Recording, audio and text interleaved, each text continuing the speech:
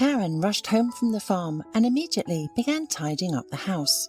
She made pies, started soup on the stove, and shook out blankets and rugs in the yard, causing a lot of dust to fly around. Her neighbour, Mrs. Carner, peeked through the fence and asked curiously, "Hello, Karen. Why are you cleaning so thoroughly? Is there an important event coming up?" Karen wiped the sweat from her forehead and replied, "Oh, Mrs. Carner, there is. My daughter called, and she's coming home today with her city beau to introduce him to me, and he's not just any guy. Neil is from a wealthy family, so I've been busy since early in the morning." The elderly neighbour just clicked her tongue and said, "Congratulations, well done, Sandy, for catching yourself a prince. So you'll be a big shot now, huh? Be careful not to get too full of yourself." Karen sighed. "Oh, what if this groom doesn't like something? We're just simple countryside people, not on equal footing with the rich. I'm worried." In the evening, the guests arrived. Karen dressed up in a decent dress to welcome her daughter and her fiancé. However, she was needlessly nervous. Neil turned out to be a completely simple, open and sociable young man who was not arrogant at all and behaved very respectfully. He praised the meal, saying, "Thank you, everything is so delicious. It doesn't compare to restaurant food, and overall, your home is so nice and cosy." Sandy was beaming and couldn't take her eyes off her fiancé. She started an important conversation. "Mum, we came here for a reason. Neil's parents want to meet you personally because everything is serious between us. We're planning to get married. They invite you to the restaurant for dinner next week. Will you come? It's very important to me. Please understand." Karen felt a chill inside. "Oh, sweetheart, why go straight to a restaurant? We could just sit at home like a family. I'm just a milkmaid, not used to going to such places, and I don't even have decent clothes to wear. And by the way, will you be there too?" "No, my parents said that only they and you would be there, so to speak, a private meeting." Neil replied, "Don't worry so much, everything will be fine. It's only a couple of hours. After all, that's how the tradition goes. The parents have to discuss everything and get to know each other better. Soon we'll be one big family." Sandy sighed. "All right, my darlings, just for you, I'll be there. I'm so glad you met, fell in love with each other, such a good couple." After the dinner, Sandy showed Neil her childhood photos. "Look, this is me at 5, wasn't I funny? And this is at my high school graduation. There were only 12 pupils in my class, but we were such good friends. So, how do you like it here? It must be wild, right? Little houses, forests and fields around. You know, I loved it so much as a child, when it was freezing cold outside, to climb on the couch with my cat and warm up. It was so sweet to sleep there." Neil tenderly kissed his bride-to-be. "Don't worry, my dear, I like it here. I'm okay with you coming from the village. What's the big deal? People live differently. Not everyone is as lucky as me to have rich parents. But that's not the most important thing, is it? After all, many girls in my course were interested in me. But you know, they're all like they came off an assembly line. Beautifully and fashionably dressed, battling their fake eyelashes, but they have nothing in their heads. They only dream of being taken to restaurants and given gifts. They're obsessed with their phones, taking selfies and puckering their lips like ducks. It's ridiculous. But you're different. Real. You have a subtle but such an enticing natural beauty, and you're smart. I find you so interesting. So, after our parents meet, discuss everything, I'll get my degree, and then we'll get married." Sandy was melting from such sincere words. She hugged Neil and whispered, "I love you so much, Neil. You're the best. Remember that." The moon shone dimly through the curtains. The groom had been snoring sweetly, curled up in a funny position for a long time, and Sandy lay there dreaming of their marriage, also remembering her childhood and youth. All her childhood passed in this quiet village. She grew up only with her mother, as her father Joseph died when she was only 2 years old. The girl hardly remembered him, Only the portrait in her mother's room reminded her of him. Her mother loved Sandy very much and tried to make sure her daughter was fed and dressed, saving money whenever possible. She worked as a milker, getting up early in the morning and running to the farm. Her hard work left her mother exhausted, with hurting hands from carrying heavy cans and managing the household alone. The girl felt sorry for her mother because she was so beautiful, with long blonde hair, blue eyes, and dimples on her cheeks. Even now, despite years of hard work, Karen looked good. Although she had long forgotten what normal care and cosmetics meant, there was no time for outfits in the countryside. A down jacket, jeans, and knee-high rubber boots. That was the whole closet. It was Karen who persuaded Sandy to go to the city after finishing school. "Sandy, my dear, go to the city. I've saved some money for you. It will be enough for now. Try to enroll. Maybe you'll find a job. What do you have to do in the village? Go to the farm? Look at me, at my hands. My legs are swollen and my veins now bulge. You didn't finish school with an honour for nothing. Maybe you'll be lucky. And if not, you can always come back. I only ask one thing of you. Be careful with guys. I understand everything, youth, passion and love. But don't rush to give yourself away without looking back. Don't jump into the abyss head first. You see for yourself how hard it was for me to raise you without a husband. So be a clever girl." And so, Sandy found herself in the big city. Although she studied excellently, she did not manage to get into full-time education. Sandy was so upset that she sobbed right on the steps of the college. Everyone had already dispersed. The building was empty, but she still sat there, not knowing what to do now. It would be shameful to return to the village. How could she even look her mother in the eye? After all, she believed in her. Stay here? And then what would she live on? Suddenly, a guard approached her, asking who she was and why she was crying. Sandy herself did not know why she told her everything. The elderly woman looked closely at the young girl, pitied her, and offered her some advice. "Tears won't help you here. Rome wasn't built in a day. You're not the first and you're not the last. You didn't get into full-time, so what? Go to distance learning. It's better than nothing. I heard that a place in the library opened up. I'll ask for sure tomorrow. If it works out, I'll arrange for you to be there. They pay a little, but you'll live somehow, and the work is clean. Just be careful. If I vouch for you, don't let me down. Don't skip work. Work conscientiously." Sandy even brightened up. "Oh, thank you, I agree. Don't think I'm like that. I'm a villager. My mummy raised me strictly. I'll try not to disappoint you. You came up with such a great idea. I didn't even think of a distance learning. I'll go apply for documents tomorrow." Sandy settled down slowly in the city, working diligently in the library.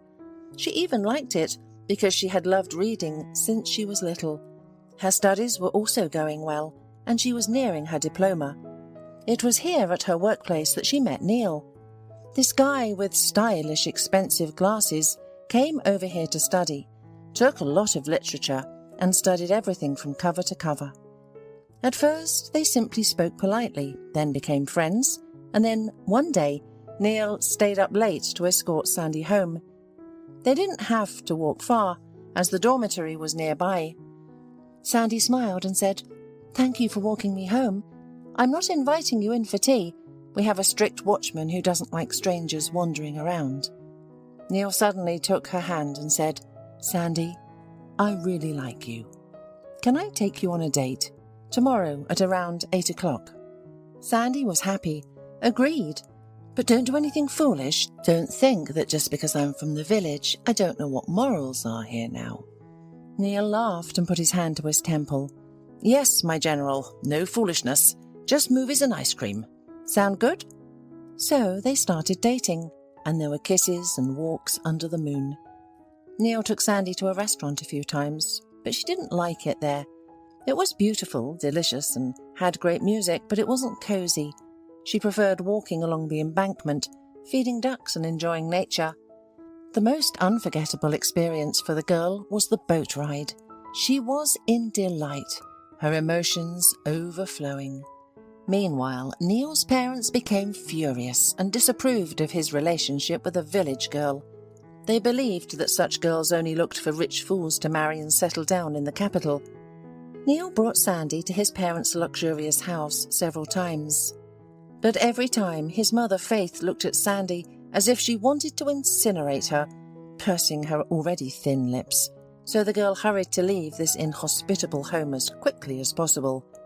His father, George, even quarrelled with Neil, trying to explain the obvious truths to him. "Son, I saw your Sandy. What did you find in her? She's just a grey mouse, no shine, no glamour, and she's from the backwoods. Why are you hurrying to marry her? How will you support a family?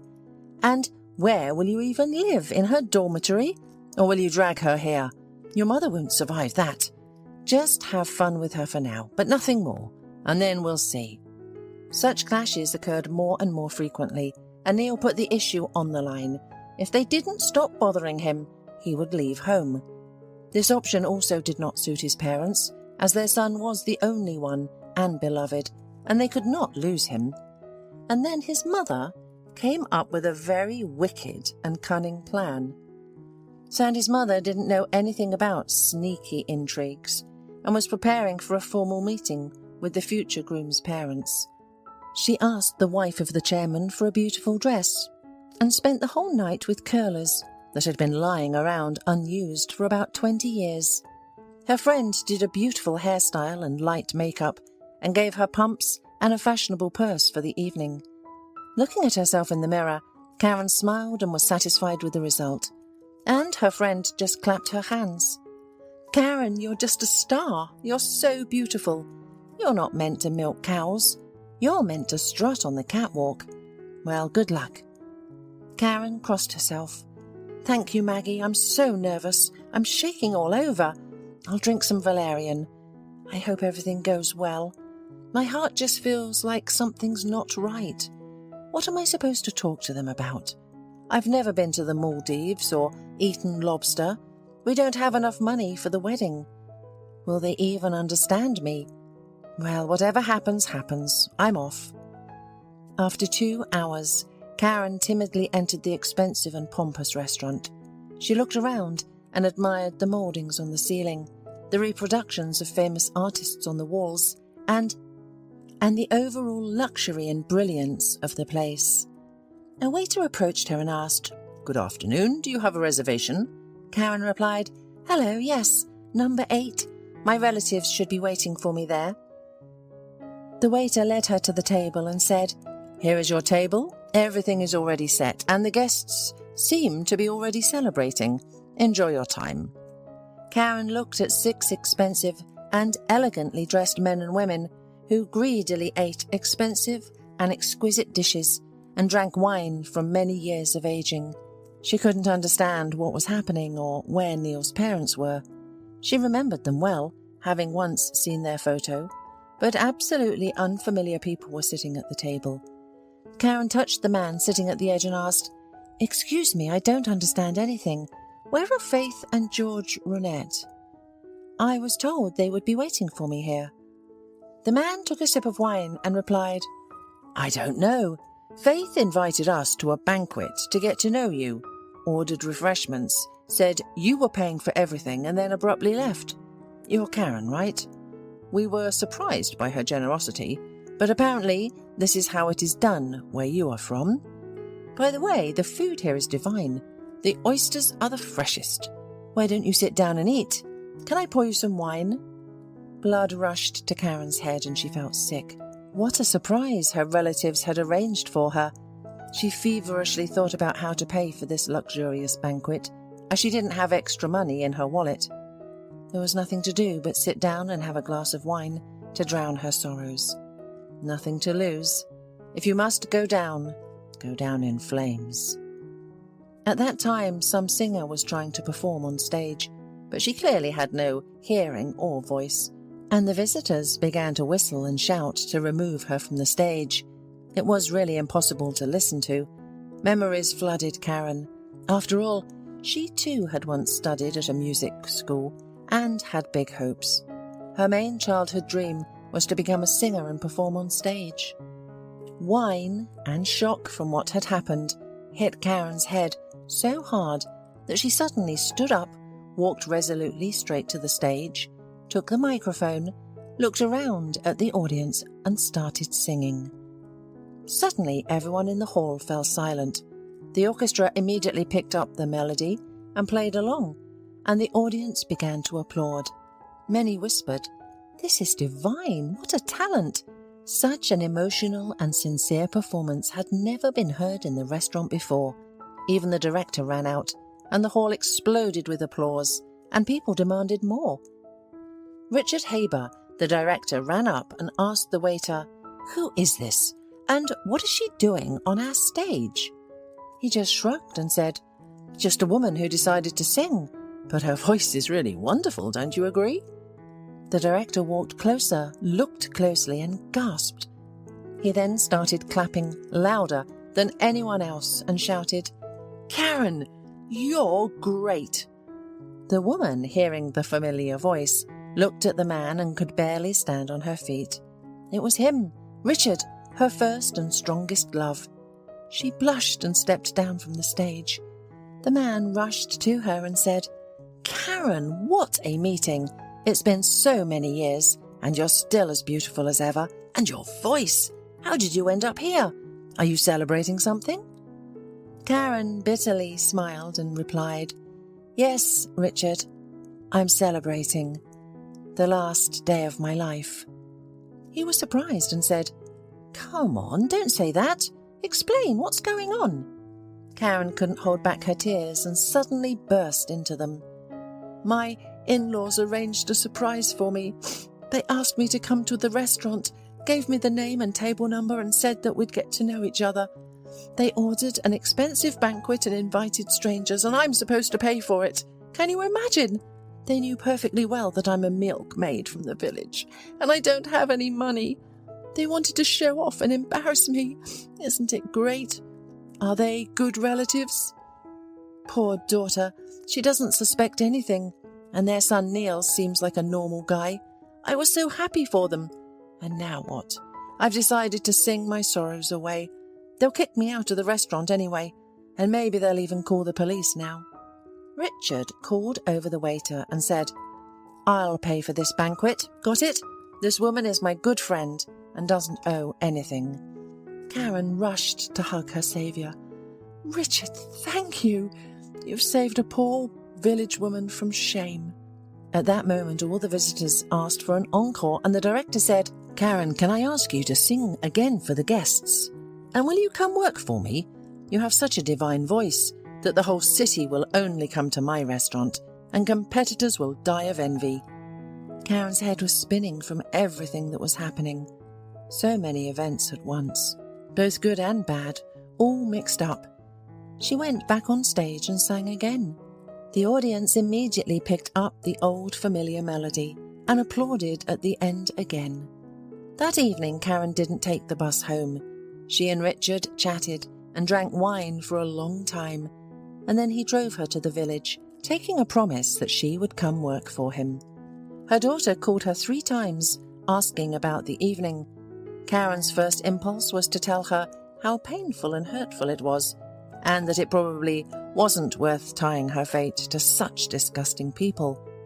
But then she remembered Neil and his kind eyes, and decided that children are not responsible for their parents, and it's not worth ruining their happiness. So Karen cheerfully replied, "Everything's fine, Sandy. Don't worry. We had a good time." Her friend Maggie rushed over in the morning, curious about everything. "Karen, open up. Are you still sleeping? What about the farm?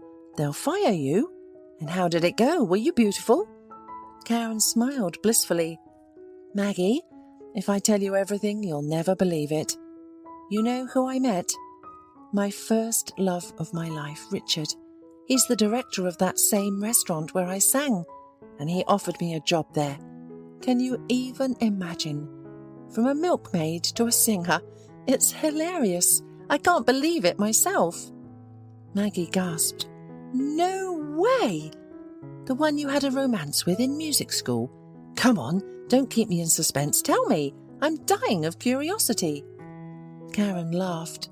"What's there to tell? I was a student, studying in the city, and he was too, in the vocal department. That's where we met. I fell in love with him right away. Couldn't get enough of him. He was so passionate, tender, impulsive, and very jealous. He'd give me bunches of roses and sing serenades. Then we'd fight like cats and dogs. In short, like a volcano. And then we quarrelled over something stupid. He got jealous of me, and I was mortally offended. And we parted ways. I soon met Joseph and went home with him to the village. I gave up on everything. I was foolish, young and stupid. And yesterday, I hardly recognized him. Such a stately, respectable man. So I'm thinking, should I agree or not?" Maggie even jumped up on her chair and waved her hands. "What, are you crazy? Of course you should agree. It's like winning $1 million in the lottery. Such a chance only comes once in a lifetime. You've been dreaming of becoming a singer your whole childhood. You've been obsessed with it. So here it is. Your dream is coming true. What's there to think about?" Karen hesitated. "But what about my home? What about the farm? I'm used to it here. It's all mine. It's all home." Maggie reassured Karen, saying, "Don't worry, I'll take care of your house. I'll take your chickens to my place and also your dog. Go and don't even think about anything. Remember what you told your daughter Sandy. You can always come back." Karen decided to take a risk and moved to the city. Richard rented a cosy apartment for her near the restaurant and said firmly, "So, Karen, tomorrow you have your first working day, or rather evening, and today we are going to create an image for you. I see you don't have many dresses." Karen blushed and said, "What kind of dresses do I need in the village? I've already forgotten what they are, but I haven't earned enough money for dresses yet." Richard waved his hand and said, "Here you go. Consider this an advance. You are now the face of the restaurant. Its business card, so to speak, will keep up to a high standard." Karen realized that he was right. She needed to tidy herself up. Otherwise, it would be embarrassing to show herself in public. Richard took her first to a beauty salon and then to a boutique with fashionable clothes. Karen had never experienced such pleasure before. When the master's soft hands did facial treatments and massage for her, followed by a manicure, she was overjoyed. Then they refreshed her hair, and after 2 hours she came out an entirely different person. Richard even whistled and said, "Wow, Karen, you're irresistible. Really, I can imagine what it will be like when we dress you up." Karen was melting from such compliments. She didn't even recognize herself. Where did the worn-out dairymaid go? Now a beautiful, well-groomed lady looked at herself in the mirror. The first evening at the restaurant went great. The clients were delighted with the new singer. Her melodious voice and beautiful love songs set the mood for romance and added positive emotions. Sandy, upon hearing the news, was also happy for her mother. Finally, she would rest and really do what she loves. Richard fell in love with Karen more and more every day and started staying at work just to be with her for a little longer. But he still couldn't confess his feelings, as he had been married for a long time. Back then, after the painful breakup with Karen in his youth, his parents persuaded him to marry a wealthy heiress, Felicity. She was obsessed with money, knew her worth, and had a terribly capricious character. At first, family life seemed to be going well, but Richard dreamed of children, and Felicity refused to get pregnant. She took great care to prevent it and didn't want to ruin her impeccable figure. Over the years, they grew further apart, and his wife began drinking more and more. At first, it was harmless cocktails with friends, champagne and wine, but then more and more. In a drunken state, she behaved simply outrageously, causing wild scenes of jealousy and scandal. Richard often tried to appeal to her conscience. She seemed to come to her senses, but it didn't last long. Felicity led an idle lifestyle. She did nothing but hang out at social events and with friends. She blamed her husband for not paying enough attention to her and not being home often enough. Richard had long wanted to divorce her, but he still postponed it, realizing that she would definitely sink to the bottom. But now that he had met Karen, he couldn't bear to look at his wife, who had become a dull alcoholic. Karen's career was on the rise. She was making decent money, but she still didn't spend much on herself, saving it for her daughter's wedding. She wanted to contribute to the festive banquet so that she and her daughter wouldn't be seen as beggars. Sandy and Neil were doing fine too. The young man received his diploma, found a job, and they were preparing for the wedding with all their might. Only Faith was furious. Her insidious plan didn't work. She couldn't understand how this country woman managed to come up with so much money to pay for the expensive banquet in full. The woman fumed. "George, what are we just sitting around for? Our foolish son is really about to marry this girl from the village. Let's think about it. You have so many connections. We need to stop this. I'm not going to be related to Sandy and her mother. It's ridiculous." Faith's birthday was approaching, and she and her husband decided to celebrate it at their favourite restaurant. Of course, they didn't invite Sandy, so as not to embarrass themselves in front of distinguished guests. In the midst of the celebration, the host announced, "Dear guests, our new singer, Karen, will perform for you now. I assure you, her divine voice will not leave anyone indifferent." Everyone watched the stage with interest, and then she appeared. Karen looked magnificent in a long, tight ruby dress and exquisite shoes. Her long, beautiful, well-groomed hair streamed down her shoulders, and her eyes burned with mischievous fire as she really enjoyed her performances, putting her soul into every song. Karen sang a beautiful song about love and loyalty, and Faith looked at her in amazement. Recognizing the new singer as the familiar milkmaid, she was literally overwhelmed with waves of hatred and envy. There was only one thought in her head. How? How could this uncultured country bumpkin make it big? But that wasn't all. Karen recognized Faith and her husband and decided to give them a surprise in return. It was impossible to resist. When the applause subsided and the audience calmed down, Karen took the microphone again and loudly said, "Ladies and gentlemen, I take the liberty of congratulating the esteemed Faith Runette on her birthday.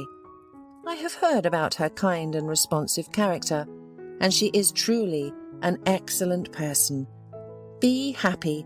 Your good deeds will surely be rewarded in full." Everyone applauded, suspected nothing, and only Faith herself blushed like a boiled crab, perfectly sensing the mockery. She wanted to grab that impudent woman by the hair right then and there, but she couldn't do that. There were respectable people all around, and she had to say thank you and applaud too. Faith drank one glass after another nervously, watching Karen's performance. She noticed that the restaurant manager personally handed her a gorgeous bouquet of roses and looked at her heartfelt. Faith seethed inwardly. "Ah, now I get it. So this is our good wizard. She probably managed to sleep with the director to avoid paying for the banquet, and she even got a job for herself in the process. She's quick, just like her daughter. Never mind. I'll tell Felicity Haber about her husband's adventures on the side and his new passion, and let's see how she pulls her hair out. And I'll explain to my son that the apple doesn't fall far from the tree, and his Sandy is just like her mother. It's a pity he hasn't realized it yet." The next day, Faith arranged to meet Felicity at a cafe. Knowing her passion for alcohol, she ordered strong wine and began a heartfelt conversation after drinking a glass. "You see, Felicity, I really respect you, and I couldn't help but warn you. Everyone in society knows about your husband having a mistress. It's a new singer from his restaurant, some Karen. I saw her, nothing special, and her voice is quite mediocre. I don't know where your Richard found her, honestly. Sorry for saying this to you, but you should act before it's too late. I've been married for a long time myself, and it hurts me to see such a strong and happy family like yours potentially falling apart because of some rural gold digger." Felicity's face changed and she turned pale as a sheet. "Is that true? What a scoundrel! I was wondering why he's hiding his eyes from me. So that's what it's about. Thank you, Faith, for your female solidarity. I'm going to give this social climber a piece of my mind right now. She won't want to steal any other woman's husbands from the family for a long time to come." Felicity got up decisively, paid the bill, and left with an unsteady gait. Faith kept enjoying her meal alone and felt satisfied with herself. Karen's done for now. After all, many knew about Felicity's scandalous nature. That evening, Karen was preparing for her performance in the utility room when Felicity, drunk and furious, burst in on her. Felicity's eyes burned with a mad, unhealthy fire. She pounced on Karen from behind, not giving her a chance to react, and started shouting. "You peasant trash! Did you decide to steal my husband from my family? You're a bedwarmer. Richard and I have been married all our lives, and then you showed up. Now he doesn't even look at me. He doesn't even come home. So here's what. Get out of town and go back to your backwater right now. Otherwise, I'll pull out all your hair, or do something worse. Do you understand me? Richard is mine forever. Is that clear to you?" Karen fought back and shouted, "Help! You're crazy. I'm not sleeping with your husband. We're just old friends. He offered me a job, that's all. Don't believe me. Ask him yourself. I have no reason to lie." But Felicity, enraged, couldn't be stopped. She spewed obscenities and screamed throughout the restaurant. The frightened waiter rushed in at the sound of the commotion and barely managed to separate the women. He knew the director's wife had a temper and had witnessed similar scenes before, so he tried to calm her down and lead her away. Karen cried. She had been humiliated and disgraced. They mixed her up with dirt. No, she wouldn't stay here for another minute. The woman cancelled her performance, ran to her apartment, frantically packed her suitcase, leaving behind everything that Richard had bought for her, and left home on the first train. When her sleepy friend Maggie opened the door late at night and saw Karen crying, she was stunned. "Karen, what's wrong? What happened?" The woman wept and, between sobs, said, "That's it, Maggie. I've had it. I don't want anything. Give me the keys. Tomorrow I'm going back to the farm. They humiliated me and called me a bedwarmer, and I never even thought of such a thing. I feel so bad." Maggie understood that she had to calm down her friend. She forced her inside, got out some sherry liqueur, poured shots and ordered, "Come on, drink up, and cry as much as you want afterward. Maybe it'll make you feel better. It always helps me in tough minutes." They sat in the kitchen for a long time, with Karen pouring out her heart, gradually becoming drunk and calming down. Curious, Maggie asked, "Karen, you still love him, don't you? I mean, that's why you were so upset." Karen nodded in agreement. "Of course I love him, Maggie. It's so much that my heart aches. Blood runs cold in my veins. But it's too late now. Richard is married, and that harpy won't let him go. So I need to forget him, to rip him out of my heart. But how? Tell me, how can I order myself to forget him, when I still remember his touch after all these years? And Sandy is his daughter. Do you understand? He's her father." Maggie was shocked. "What? You never told me that. I thought she was Joseph's daughter." Karen burst into tears again. "Everyone thought so, and so does our daughter. No one alive knew about it. When Richard and I broke up, I only realized a month later that I was pregnant. I was scared to death, and then Joseph started courting me. But then I found a way out. I chickened out. I didn't tell him anything, and then I started living with him. He was a good man, and he loved me. He was overjoyed when he found out I was pregnant. He loved Sandy and adored her, and I could never bring myself to tell him she wasn't his. That's how it is." Maggie whistled. "Wow, what a story. So what are you going to do?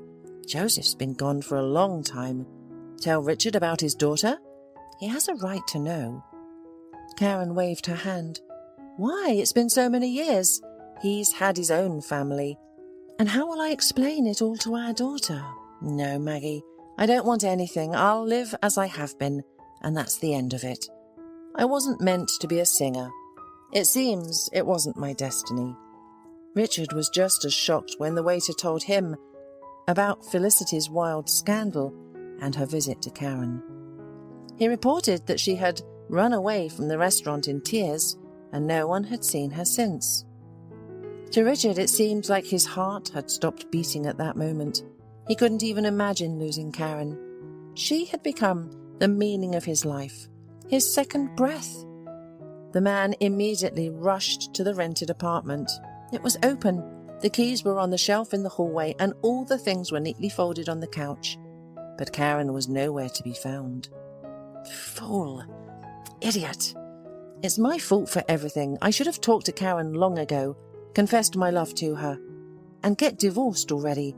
And know what? I can imagine how hurt Karen is, how angry she is with me. She's been so cruelly humiliated. Richard went home in a rage. Felicity, as usual, was drinking whiskey and lounging in the armchair. The TV was loud.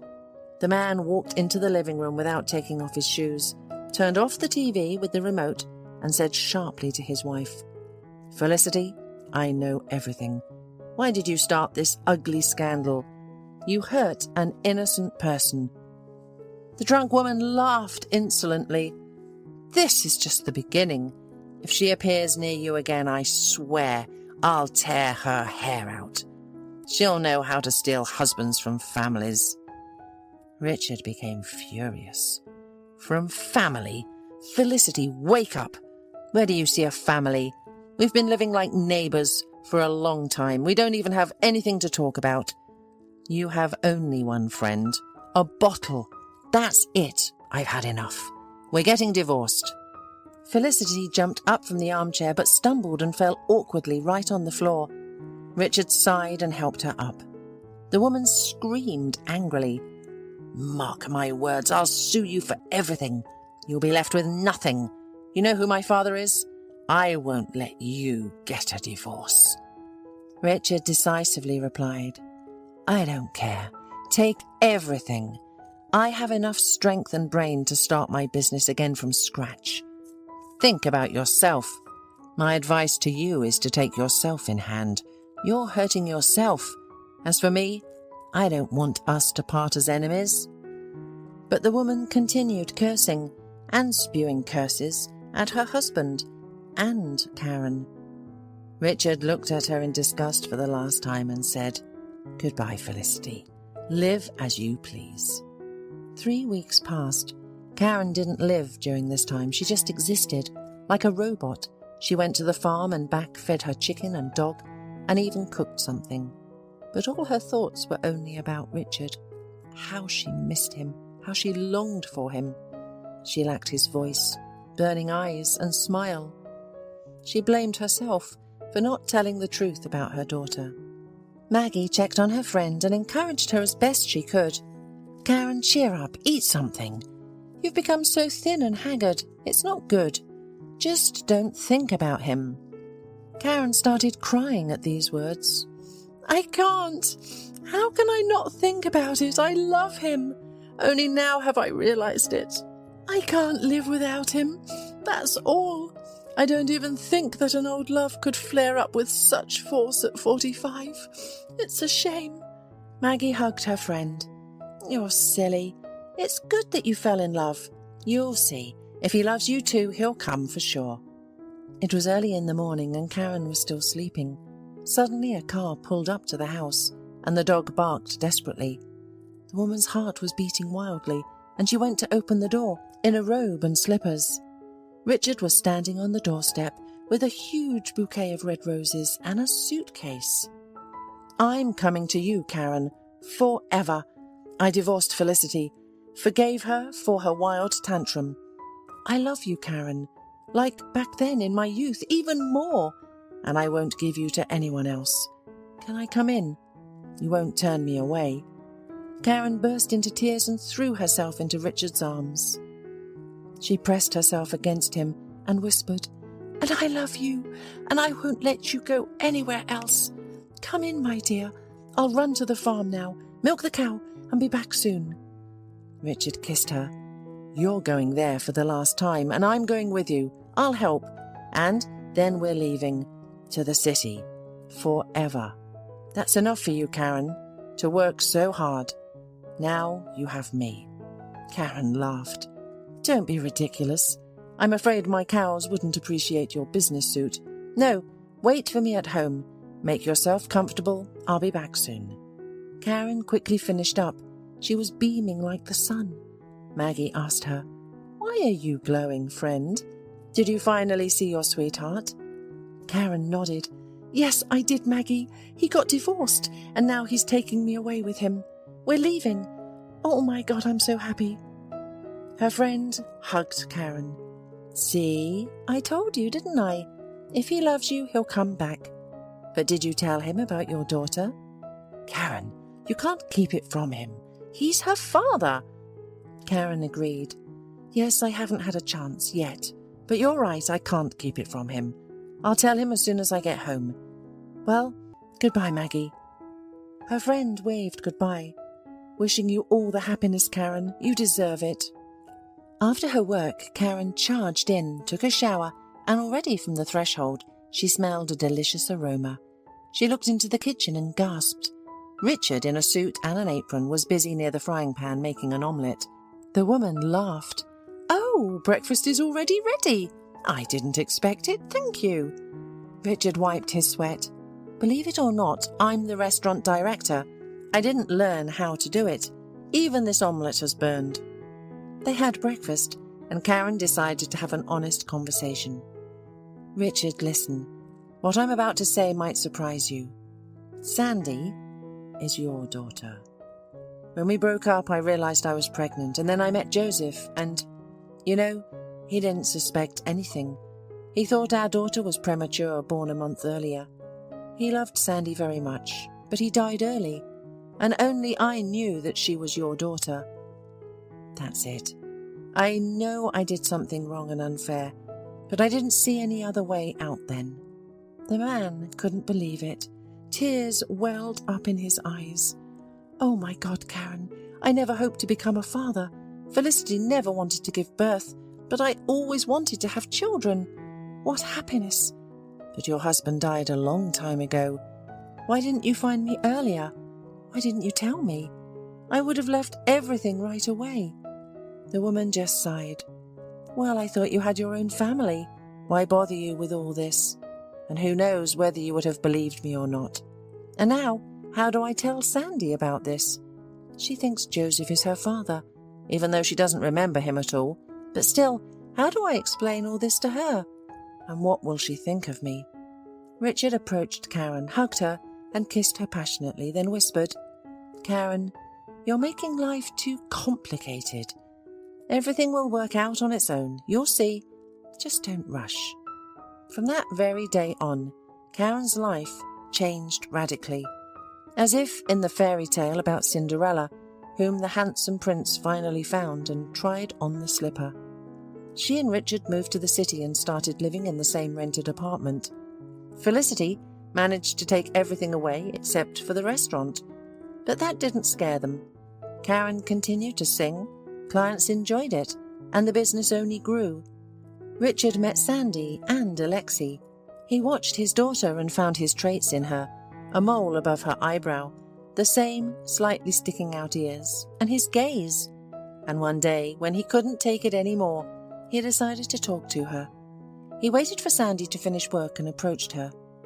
"Sandy, let's sit down. I need to talk to you seriously. I don't know how to beat around the bush, so I'll just tell you straight. I'm your father. Your real father. Don't think I'm a scoundrel or that I left you. No, I just recently found out about this secret from your mother."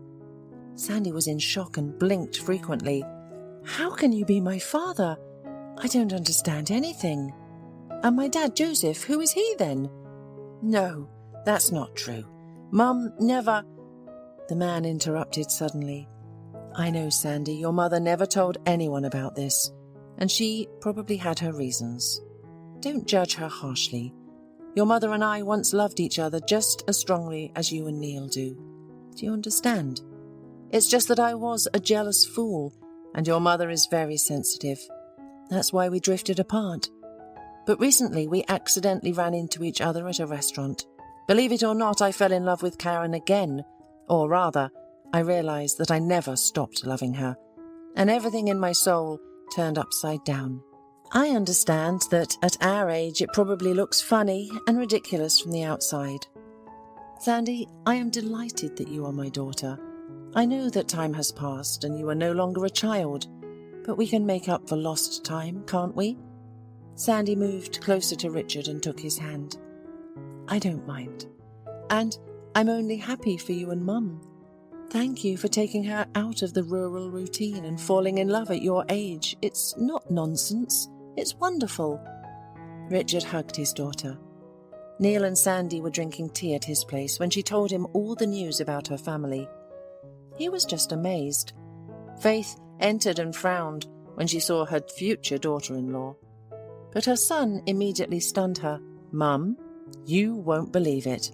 Sandy isn't just the daughter of a milkmaid anymore. She's a rich heiress. Her father is a famous restaurateur, Richard Haber. How about that twist, huh? Maybe now you'll finally calm down and stop putting sticks in our wheels." Neil laughed, watching his mother's facial expressions as she went through a range of emotions: shock, surprise, shame, and awkwardness. Sandy was also amused, knowing her future mother-in-law would be kinder to her now. Faith quickly regained her composure, smiled sweetly, and said gently, "Okay, am I against it? Get married. You kids, we're all for it. I always said Sandy was smart. She'll make a good wife and homemaker." The young people burst out laughing because the woman seemed to have been replaced. One day, while preparing for the wedding, Sandy had the idea. "Mum, Dad, let's have a double wedding. Just imagine, Mum and I are walking down the aisle together. It will never be forgotten. Plus, we only have to have one banquet. It's a total savings." Karen blushed. "I don't know, at my age, it's embarrassing to walk down the aisle. I thought that Richard and I would quietly sign the papers and that's it. Otherwise people will laugh." Richard interrupted her. "No way, my dear. When I was young, I lost my beloved. Let me make up for it now. You didn't have a wedding with Joseph either, did you? And every woman's life should have at least one white wedding dress. So, I'm all for it. Let's surprise the whole city. And what about the people? I don't care about them. This is only our life, and it doesn't concern anyone else." The wedding day arrived, and Richard and Neil couldn't take their eyes off their loved ones. They were so happy. Sandy chose a lush flowing dress with a petticoat and a long veil, making her look like a princess giving a ball. Karen, on the other hand, wore a tight-fitting, long, snowy rhinestone-embroidered dress and pinned flowers instead of a veil, organically weaving them into her hairstyle. They both looked stunning. Sandy whispered to Karen, "Mummy, do you believe this? A few years ago we lived in the village and you milked cows. And now we're in a fancy restaurant, and we're both marrying the most loved and reliable men. Pinch me. This is some kind of fairy tale. I don't believe it." Karen hugged her daughter and said, "I can't believe it myself, dear. I'm even afraid to sleep at night. What if I wake up in the morning and all of this isn't real? I never expected to meet Richard again. So your mother-in-law helped me with this. If it weren't for that meeting in the restaurant, none of this would have happened. They say there is a silver lining behind every cloud." Meanwhile, Faith and George tried to make up with Richard and Karen to repair their previously damaged relationships. Only now did they realize that people cannot be judged by their clothes and social status. Karen and Richard were not vindictive people. Karen approached Faith peacefully and said, "Well, let's drink to the happiness of our children. Or are you still not happy about this wedding?" Faith blushed and lowered her eyes, saying, "Forgive me, Karen, for how cruelly I treated you back then. I don't know what came over me. I was possessed, and now I'm very ashamed and scared, because I could have destroyed my son's happiness with my own hands. It's a good thing Neil was smarter than my husband and me and stood firm on his own, defending his right to love." Karen smiled and said, "You know, Faith, believe it or not, I'm even grateful to you for it. Honestly, first, if I hadn't come to the restaurant then, I'd never have met Richard. And secondly, if you hadn't had a terrible scandal with Felicity, Richard and I wouldn't have dared to confess our love to each other for a long time. So, everything turned out for the best. I'm not upset, but let's stop here. Now we're one family, and I want there to be peace and quiet in it. Agreed?" Faith joyfully raised her glass and said, "Agreed."